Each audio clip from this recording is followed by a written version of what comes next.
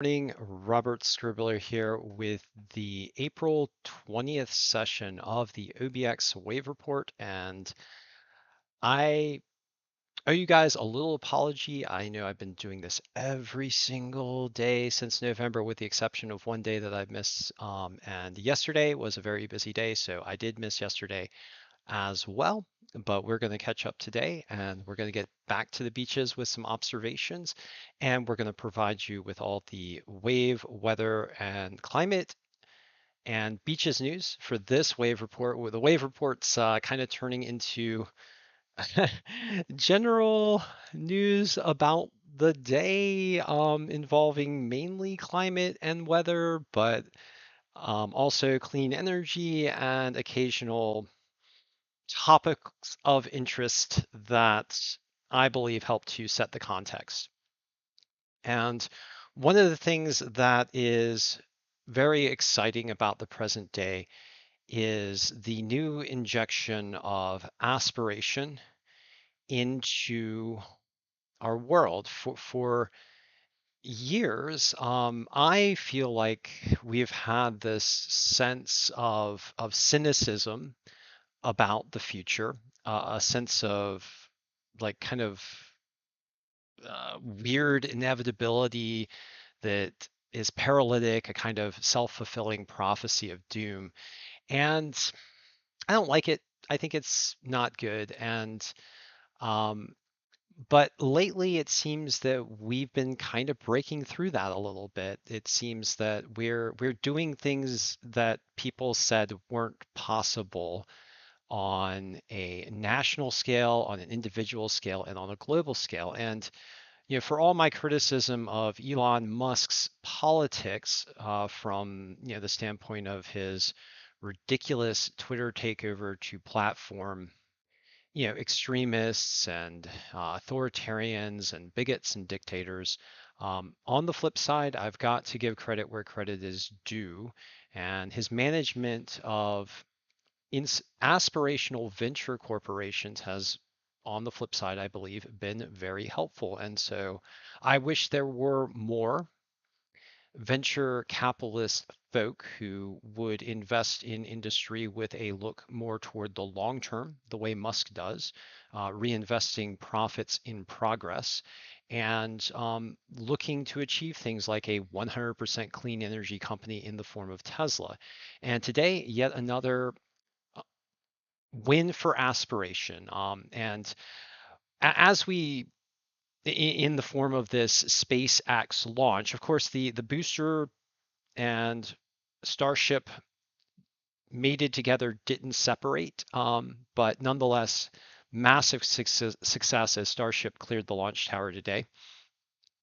Starship mated to a Falcon Heavy. I'm going to go ahead and expand this for you. This is provided by SpaceX over on Twitter. And so Starship mounted to a like Falcon super heavy booster. I believe it had something like 16 million tons of thrust. And the Starship itself is a 50-meter long vessel here in black at the top of it. And itself, I believe, has like 3.5 million pounds of thrust, an independent spaceship capable of being reused, of returning to the Earth after multiple uses, and of carrying a massive amount of cargo into low Earth orbit and to the moon and ultimately to Mars. So an amazing feat of engineering. Nonetheless, of course, didn't make it into Earth orbit today, but you know, did clear the tower, did get way up into the stratosphere and probably beyond, and then ran into a hitch at booster separation and started to pitch the nose forward and then yaw around and then exploded. So quite spectacular, but nonetheless a success for aspiration, I believe. And as we look at this success from Musk, I'm going to have to throw a little barb at him. I'm going to say, well, the aspiration for progress in rocketry and clean energy is certainly admirable. Let's have some aspiration for progress in democracy rather than authoritarianism and dictatorship as well. So, yeah, that's what I like to see more of from Musk. And, if you're a you know, conservative extremist out there and you want to make fun of me and say, you're drinking my tears as I encourage Musk not to be a servant of dictatorship, then just go on ahead and we'll just set aside the trolling for now. But yeah, yeah, let's have more aspiration for both real freedom and real progress. Real progress taking a big leap today. Let's have some real freedom as well. All right. So, but major success here on the side of SpaceX, and I believe that the like can-do attitude is essential as we get into the future because the future presents a lot of challenges.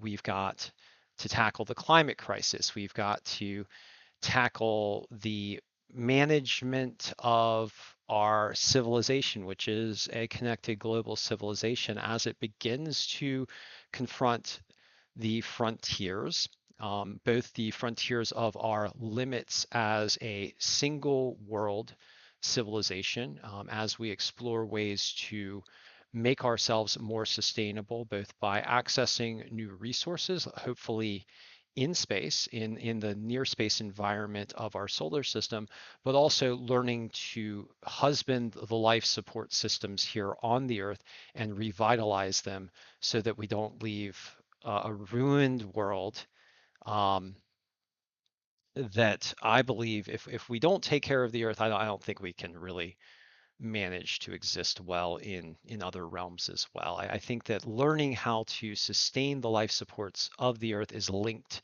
to our ability to touch other worlds. I think that if we can build sustainable systems here on Earth, then we can bring life to other places in a way that is responsible and looks to the long term and creates living systems in other places. That's what I believe. So I think that the tackling the climate crisis and opening the new frontier of space are coordinate objects, and it's interesting that we have both SpaceX and Tesla, the 100% clean energy company, and this leader of rocketry on the corporate side, both of them helping to push the frontier. Um, and once again, I just like to challenge Elon Musk to also hold sacred the governments of we the people rather than of dictatorial authoritarians, because I don't think the dictatorial authoritarians really have a vision for the future. Most of them are mated to harmful fossil fuels. So let's get into fossil fuels. And um, so we have oil prices falling right now.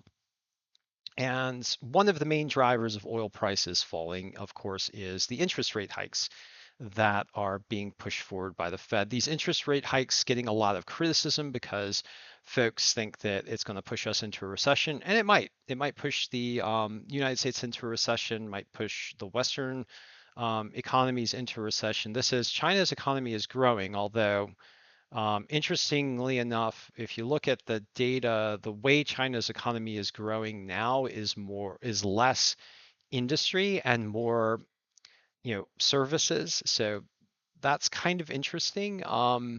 So the way China's economy is growing is not really impacting oil demand, and the interest rate hikes are causing uncertainty about energy demand in the West and in the United States in particular.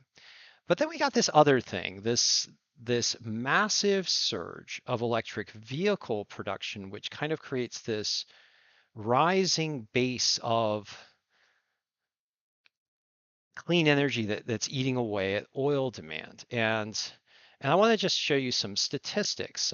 We've got a an expected electric vehicle market of 8.6 million electric vehicles in 2023. Of course, I've seen forecasts in the range of 8.6 million, 9 million. I've seen really super optimistic forecasts in the range of 14 million.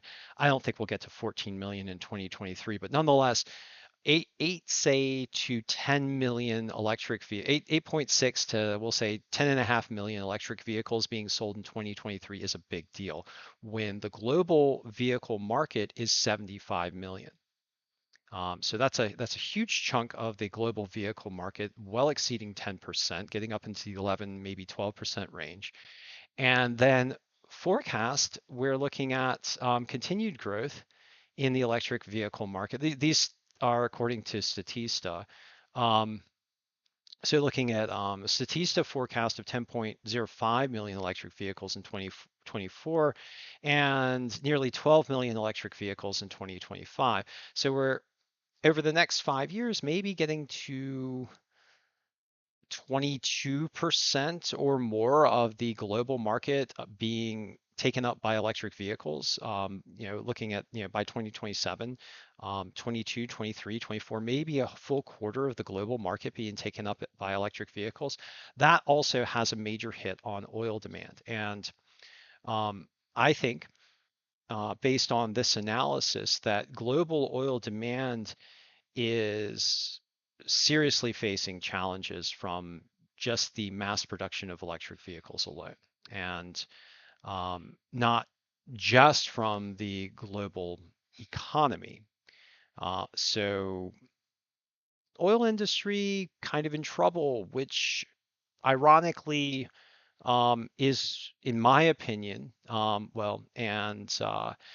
know, I say ironically, it's good news. If we are moving away from our dependence on fossil fuels at a rapid rate, that provides hope for our future. That provides a understanding of a pathway to more sustainable systems based on clean energy and confronting climate change, because climate change right now is huge. I mean, we've got massive floods in Sudan, 4 years of straight ridiculous rains that are, flooding a huge chunk of the land there and displacing or flooding out millions of people, setting up a food crisis for the region. This all driven by climate change, by the increased global temperatures that are increasing the rates of evaporation and precipitation around the world, which are triggering massive droughts and floods that we have not seen before, that are outside of what we are used to.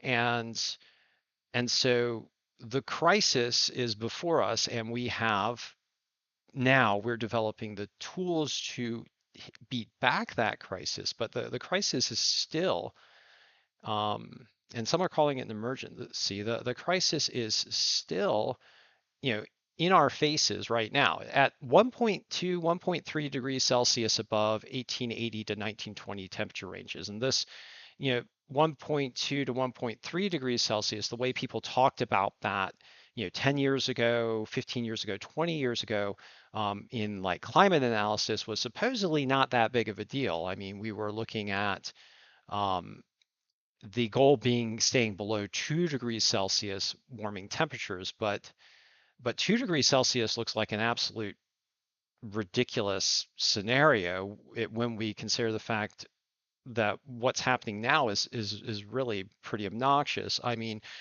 I'm right here in Roanoke. They're predicting potential 90-degree temperatures in Roanoke today.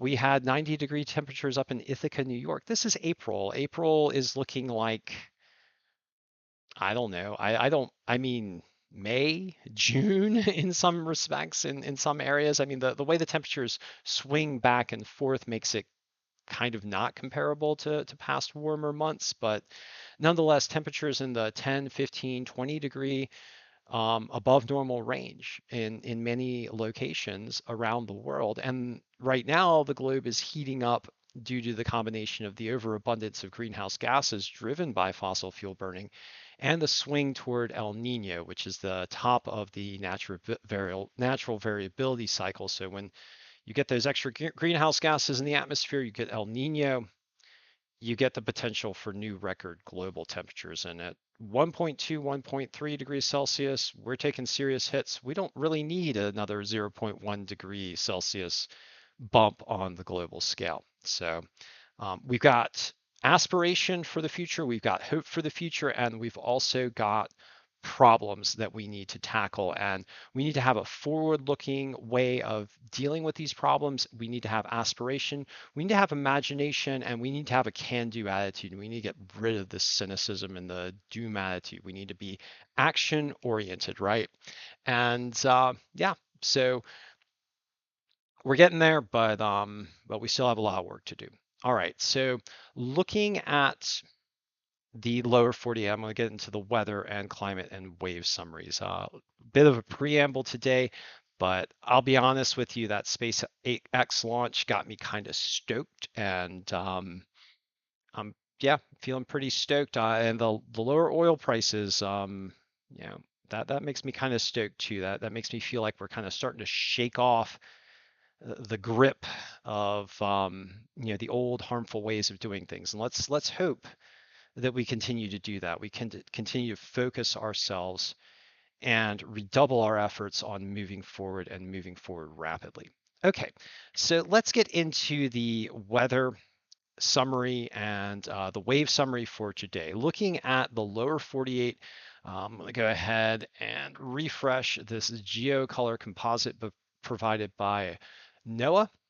Beautiful image today. And once again, we've got a storm system developing in the central US. I've been talking about this day in, day out, and it's becoming a broken record. And it really looks like the Mississippi River Valley and US Southeast is under the gun for severe weather yet again today and tomorrow, and just for the foreseeable future. If we're looking at the weather models, there's just this tendency of storms to sweep down over the Rockies, connect with this massive amount of moisture over the warmer than normal Gulf of Mexico, and fire off some major storms for the Gulf Coast region, the US Southeast, and the Mississippi River Valley running up through the Great Lakes. And looking at the weather models, this area is actually starting to look more and more intense for rainfall, precipitation, storms, severe weather over the next week or so. So we're going to be looking at this over the coming days. And right now we've got another storm system in the central US. For the Outer Banks, conditions are mostly sunny. It's going to be warm. It's going to be in the 80s. And then as we get toward the weekend, potentially getting stormy. Wave conditions are small. Most of the beaches have in the range of 1 foot waves. A couple of beaches have 1 to 2 foot waves, but very, very small conditions. It's kind of disappointing after living through this wonderful winter of waves in the Outer Banks. I know that's an alliteration kind of thing, but yeah, we've really had this nice winter of waves in the Outer Banks. So getting to a little bit calmer conditions, less stormy conditions this week, but looking forward into next week, it does look like the waves are going to tamp up again as we get a little bit more stormy in the Outer Banks. All right, so that's just a general summary of weather and wave information with a little touch on climate. Let's get down into the National Weather Service radar and alerts summary. And I did want to show you this. So we've got red flag warnings up for parts of New Mexico, Colorado, Kansas, Texas, and Oklahoma. This means fire hazards are heightened out there. You've got heat, you got dryness, you got winds, you've got fire risk. And please stay safe, guys, and please pay attention to any fire weather hazards out there in the central US. And also, we've got here in the Ohio River Valley, parts of Tennessee and Kentucky, Indiana and Illinois, fire weather risk as well. So fire weather risk becoming um, a more prevalent story this springtime than typical. I'm seeing these red flag warnings just kind of popping up all over the place. And of course, this is associated with the warmer than normal temperatures and the hard swings from wet to dry that you tend to see as the global climate system heats up. And then here in the northern central US, we've got storm systems through the Dakotas, parts of Minnesota, and they're getting into Wisconsin and the Great Lakes region with that storm system swirling atop the frontal boundary. And then heading on south, we've got the risk of severe weather running into the Mississippi River Valley today. Right now, no major storms firing, but that will likely change as we get later into the afternoon. All right, looking at the enhanced cloud tops, you can see the storm system swirling over the northern tier of the country. You can see the front beginning to dig in through the Mississippi River Valley. We've got another impulse moving in through the Pacific Northwest. We've got a stalled front off of the U.S. East Coast and the Bahamas with some thunderstorms firing off there. It's clear that there's been energy here lurking off the U.S. Southeast coast for some time, and we'll see if some storms tap into that. It's worth noting that the tropics are starting to fire up. We get these really high cloud tops with the thunderstorms moving across the tropical regions. The intertropical convergence zones starting to light up. And this, in some ways, especially for the Eastern Equatorial Pacific, in association with the transition to El Nino. And this cluster of storms here south of Baja in the equatorial Pacific is also rather interesting to me, but nonetheless, we've just got a lot of thunderstorm activity. Things to watch here as we start to get into hurricane season. Hurricane season really officially not supposed to start until June, but with these warmer than normal ocean temperatures in the North Atlantic and the Gulf of Mexico, it's just worth keeping an eye on tropical weather formation. And I've heard some discussion about the Gulf of Mexico being warmer than normal among your tropical weather forecasters, and some talk of maybe the potential for migration of tropical weather from the equatorial Pacific into the Gulf of Mexico. One of the things that I've been seeing a lot is the stalled frontal systems across the Gulf of Mexico spinning up into storms. So just another thing to think about when it comes to tropical features. Stalled fronts can turn into tropical weather systems as well if there are the right conditions. So just with all these storms moving in to the Gulf of Mexico and fronts and storm systems getting stalled out there, it's just kind of something to think about, something to keep an eye on. Okay, I did want to show you guys the developing El Nino environment in the Eastern Equatorial Pacific in the sea surface temperature monitor for sea surface temperature anomalies. And right now, Eastern Equatorial Pacific really popping up as far as heat goes, and this pool of warmer than normal ocean surface starting to spread across the Eastern Equatorial Pacific. That is signature of El Nino, and the El Nino, the INSO, what they call INSO monitors, are calling for the likely development of an El Nino this summer. And once again, I did want to show you these crazy warm sea surface temperatures across both the Gulf of Mexico, although a little bit cooler with the storminess in a portion of the Gulf here running south and east of Louisiana. So some cooling in the Gulf of Mexico, but still much warmer than normal conditions prevalent across the Gulf. And then just generally, the North Atlantic is just much, much warmer than normal. It's really striking. It's one of those things that when you see it every day like this, you start to almost become used to it. You like, oh, the Atlantic Ocean's warmer than normal, just like it was yesterday and the day before and the day before that and the day before that. But it's not normal, and it's, I mean, when I step back and think about it, it's just striking how much heat there is pulled up in the Atlantic Ocean right now and in the Gulf of Mexico. And even though we have El Nino in the Eastern Equatorial Pacific, which tends to increase wind shear for the Atlantic Ocean, we've got this heat at the ocean surface that's pushing against that countervailing factor for cyclones, tropical cyclones during hurricane season. So got these warmer than normal waters fighting against the likely wind shear that's coming as a result of El Nino. So the wind shear will tend to chop apart the cyclones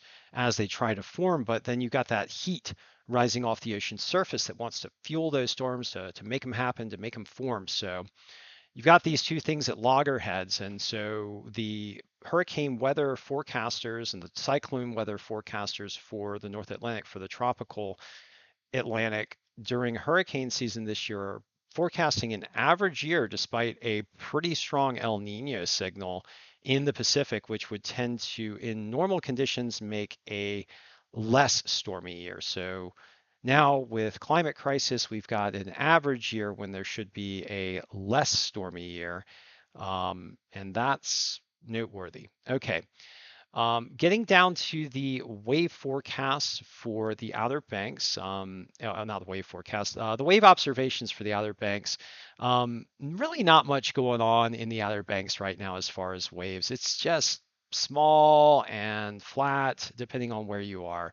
But starting out at Jeanette's Pier, we've got waves right now in the range of 1 foot. This is, I did get some pictures from a friend. A little bit anecdotal because I didn't get down there directly, but the waves actually looked bigger than the wave monitors indicated yesterday at Jeanette's Pier, and I've seen this happen sometimes. So maybe the waves are actually better.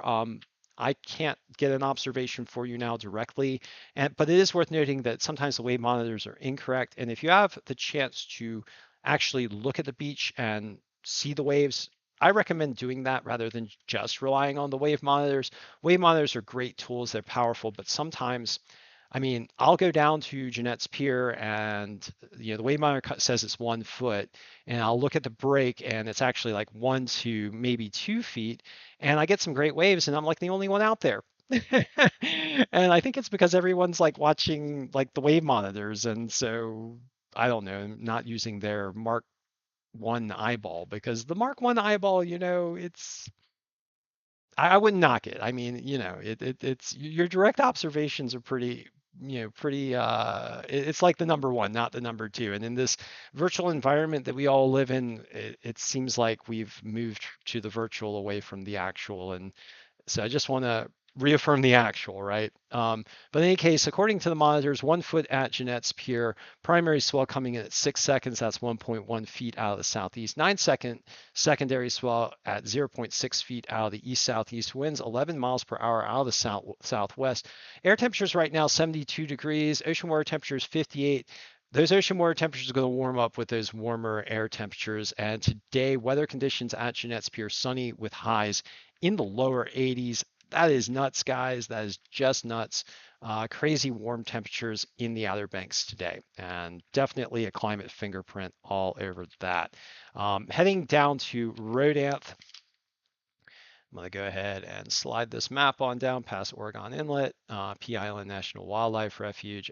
So getting down to Rodanth, we've got waves in the range of 1 foot as well, with a primary swell also coming in at 6 seconds out of the southeast. Secondary swell 9 seconds out of the east southeast. Primary swell is a 1.2-foot swell. Secondary swell 0.6. Winds right now 10 miles per hour of the southwest. That is an offshore flow. Air temperature is very warm at Rodan, 76 right now. Ocean water temperatures heating up to 63 degrees.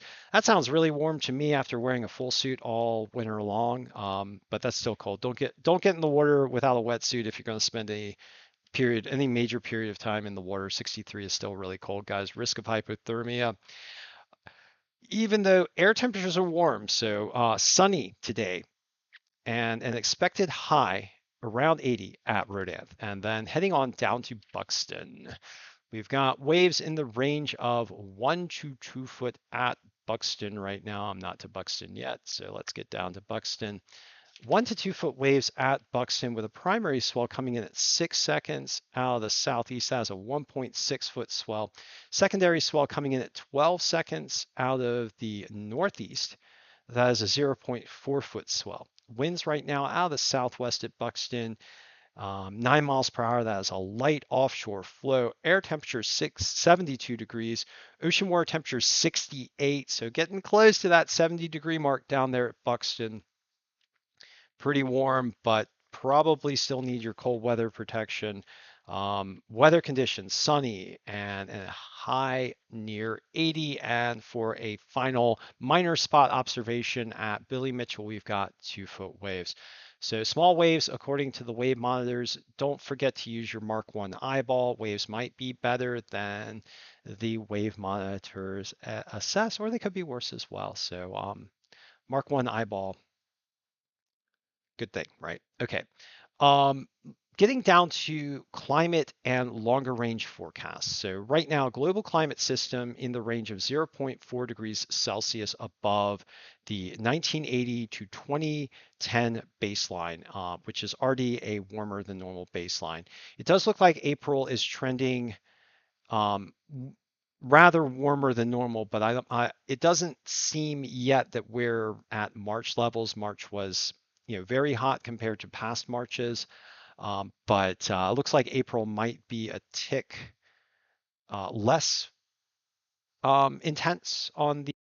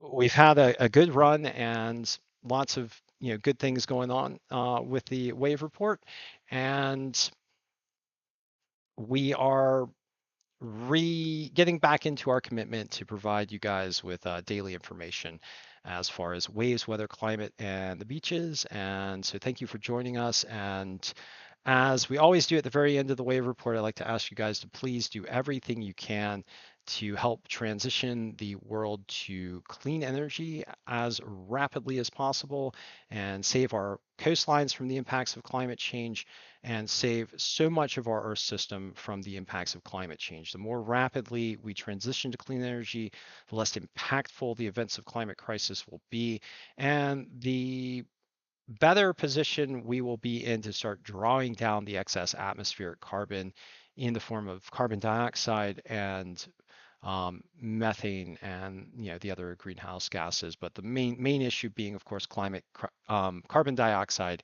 and methane. So